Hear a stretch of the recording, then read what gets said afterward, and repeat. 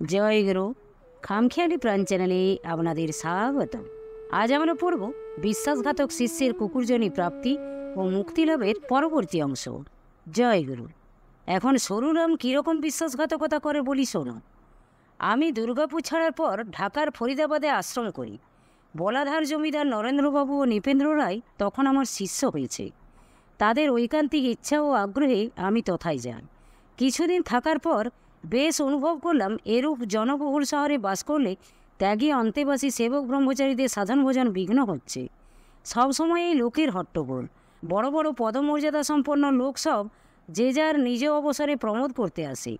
তাদের সম্মান ও মন রক্ষা করতেই সেবকদের ব্যস্ত থাকতে হয়। সকাল থেকে রাত 10টা-11টা পর্যন্ত এরকম লোক সংঘট্ট চলত। অবসর পেত না। স্নানাহারের পর্যন্ত অবসর পেত না। বিশ্রাম বা সাধন ভোজন করা তো দূরের কথা, আমিও যে কিছুক্ষণের জন্য আত্মস্থ থাকব বা বিশ্রাম করব তারও অবসর পেতাম না। যদি সেবকরা বলতো এখন তার সঙ্গে দেখা হবে না, তখন তারা বলতো, দেখুন আমরা কত কষ্ট করে কাজকর্ম ফেলে তার দর্শনের জন্য এসেছি, দেখা না করে ফিরে গেলে কেমন হয় বলুন দেখি। সেবকরা যদি বলতো এখন তিনি বিশ্রাম করছেন, এখন দেখা হবে না, তাহলে কেউ কেউ মুন্সিয়ানা চালে বলতো সাধুর জীবন তো পরের জন্য, তাদের সুখ স্বাচ্ছন্দ্য সব কিছু পরহিতার্থে নিযুক্ত করেছেন। আরে মরো, তাদের বিচার বিবেচনা দেখো। সাধু তো মানুষ, তার কি বাহ্য প্রস্তাব নেওয়া, খাওয়া, শোয়া, বিশ্রাম থাকবে না? তার শরীর ধর্ম যাবে কোথায়? যাক, এইসবের জন্য আমি যখন সেবকদের সাধন ভোজন ও জীবন গঠনের অনুকূল নির্জন স্থানের অনুসন্ধানে প্রবৃত্ত, তখন সরুরাম আমার শিষ্যত্ব গ্রহণ করল। সে ছিল চট্টগ্রাম এবি রেলের স্টোর্স ডিপার্টমেন্টের একজন কেরানি। তার কাছে শুনলাম যে আসাম সরকার জোরহাট শহরের অদূরবর্তী ব্রহ্মপুত্রের একটা চর অসমিয়াদের যৎসামান্য স্যালামি নিয়ে বন্দোবস্ত করছি। এই সংবাদ পেয়ে আমি তাকে কিছু টাকা দিয়ে জোরহাট পাঠালাম। সে ছুটি নিয়ে গেল এবং চেষ্টা করে প্রায় 75 বিঘা জমি তার নামে পাট্টা করে নিয়ে ফিরে এলো। তার নামে পাট্টা করার কারণ আসাম সরকার আসামবাসী ছাড়া বিদেশিকে জমি বিলি করবে না। সেই 75 বিঘা জমির মধ্যে পরীক্ষা দিয়ে 24 বিঘা জমিতে মোট হয়েছি। বাকি 51 বিঘা জমি চাষাবাদ করার জন্য রাখা হয়। এখানে মোট স্থাপনা করার সঙ্গে সঙ্গে সরুরাম একটা দানপত্র করে সব জমি আমার নামে করে দেয়। এই যে সুন্দর মঠ দেখছো, যা ফল ফুলের বাগানে নন্দনকানন সদৃশ মনে হচ্ছে, তা একদিন ঘোর জঙ্গলাকীর্ণ ছিল। এখানে বাঘ থাকতো। ফসলের সময় পাহাড় থেকে হাতির পাল এসে এখানে থাকতো আর রাত্রিকালে শস্যাদি খেয়ে বেড়াতো। এখানে চা বাগানের জন্য কুলি মজুর পাওয়া যেত না, আর আসামি লোকেরা বাঙালির কাজ করতো না। বাঙালির কাজ করলে তাদের যাতে পতিত করত, জরিমানা দিয়ে এবং প্রায়শ্চিত্ত করে যাতে উঠতে হতো। এরও প্রতিকূল অবস্থার মধ্যে জঙ্গলাকীর্ণ জলাভূমিতে যেভাবে এই নন্দনকানন পরিণত করা হয়, সে এক অপূর্ব কাহিনী। যারা প্রথম যুগে জ্বলন্ত ত্যাগ বৈরাগ্য নিয়ে এসেছিল, তারা জীবনান্ত পরিশ্রম করে এই প্রতিষ্ঠানটিকে গড়ে তোলে। সেই যুগের সেবক হচ্ছে স্বরূপানন্দ, যোগানন্দ, বোধানন্দ, চিদানন্দ, প্রেমানন্দ, শুদ্ধানন্দ প্রভৃতি কয়েকজন। এই যে ঘরবাড়ি দেখছো, এসব তাদের হাতের তৈরি। যখন যেটা হবার তখন সেই রকম লোকও এসে জোটে। কোথা থেকে যে একজন অসমিয়া শঙ্কর বলে তার নাম পরে যে শঙ্করানন্দ বলে পরিচিত হয়েছিল, সে এসে জুটল। সে ছুতোর মিস্ত্রির কাজ জানত। আমাদের যোগেন, যাকে পরে সন্ন্যাস দিয়ে যোগানন্দ নাম দিই, সে একরকম সব বিষয়ে পারদর্শী ছিল। শঙ্কর ও যোগেন অন্যান্যদের সহায়তায় এই সব ঘরের কাঠামো করে এসব টিনের ঘর করে। যাক, সেসব অনেক কথা। সরুরাম অবিবাহিত ছিল। এখানে মঠ করার সঙ্গে সঙ্গে সে তার চাকরি ছেড়ে দিয়ে মঠবাসী হয়ে থাকার ইচ্ছা প্রকাশ করলে তাকে মঠে কৃষি বিভাগের কর্মকর্তা বা ম্যানেজার করে রাখা হয় এবং পরে তাকে নৈষ্ঠিক ব্রহ্মচারী করে দিই। সে ছিল জাতিতে কলিতা। ওরা লাঙল ধরে চাষাবাদ করে। সে স্থানীয় লোক এবং চাষাবাদে অভিজ্ঞ বলেই তাকে কৃষি বিভাগের ম্যানেজার করে দিই। কৃষিকার্যের জন্য 6টা বেশ বড় বড় হেলে গরু ও 4টা গরুর গাড়ি করে দিয়েছিলাম। 6টা চাকর ছিল। সরুরামের কর্তৃত্বাধীনে 2-3 বছর খুব জোরেই চাষাবাদ চলতে থাকলো।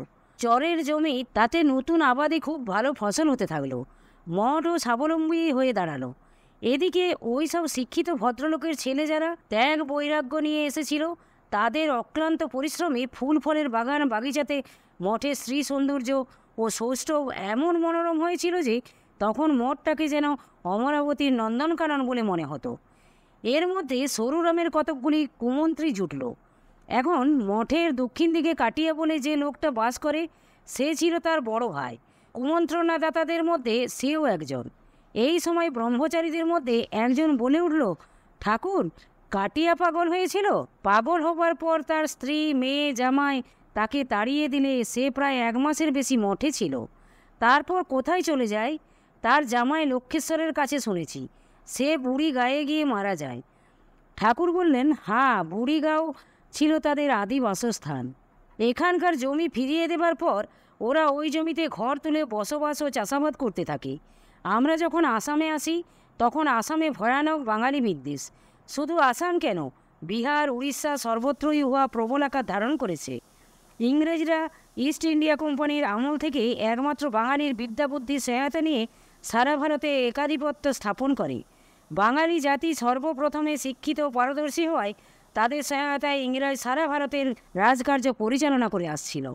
বাঙালি জজ, ম্যাজিস্ট্রেট, উকিল, মুক্তার, ডাক্তারে সারা ভারত সেই জন্যই ছেয়ে গিয়েছিল।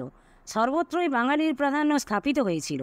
এমনকি যত স্বাধীন ও করদ রাজ্যের মন্ত্রী ও দেওয়ানও ছিল বাঙালি।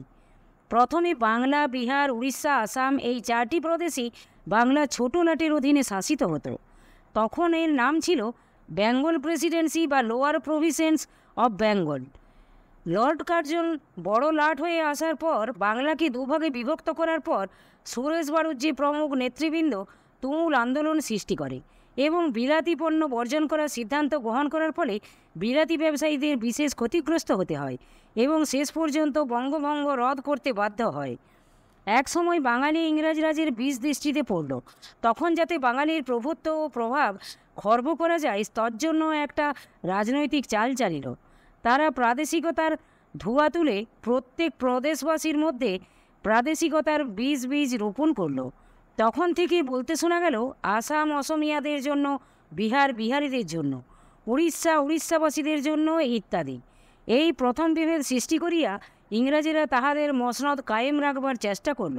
ইহারই নাম হলো জাতীয়তা, জাক ও শৌকতা। এই জাতীয় বিদ্বেষের সময় জোরহাটের উকিল মুক্তাররাও সরুরামকে উত্তেজিত করল। সেরেস্তার বুদ্ধীন্দ্র ভট্টাচার্য অন্যতম। তাহারা সরুরামকে বলতো, তুই তো দেখছি একটা বলদ, তোর সম্পত্তি, তুই করছিস চাষাবাদ সব কিছু, আর ওই সব বাঙালি তোর ঘাড়ে চেপে বেশ রাজার হালে সুখে স্বাচ্ছন্দ্যে দিন কাটাচ্ছে আর তোর ওপর প্রভুত্ব করছে। এরকম করে তার মন বিগড়ে দিল।